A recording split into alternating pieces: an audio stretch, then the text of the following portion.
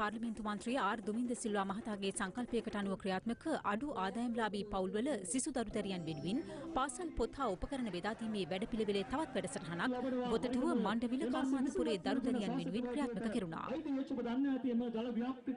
සිසු දරුදරියන් 2000කට පමණ මෙලෙස පොත්පත් බෙදා දීම සිදු කෙරුණේ මන්ත්‍රීවරයා හා පැමිණ සිටි ආරාධිතයින් අතින්.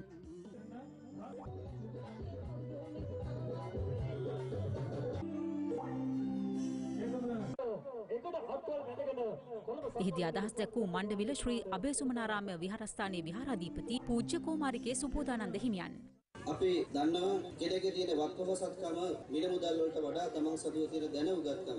ආන්නේ දැනුගත්කම නැමැති වත්කම යාති දරුවන්ට දායාද කිරීම සඳහා ඒකට අත්වලක් පිණිස ආර්ධිමුනි සිල්වා විසින් සිදු කරනු ලබන මේ සමාජ සත්කාරය අපි මහා සංඝරත්නයේ හැටියට අගය කරමින් මේ සමස්ත රටවාසී ජනතාවටම තව තවත් සේවය කරන්න එතුමට නිරෝගී සුව දිගාසිරි සම්පත් ලැබේවා කියන ආශිර්වාදාත්මක ප්‍රාර්ථනාව කරනවා. දික්කෝවිල දිහිවර වරාය අසල මුහුදේ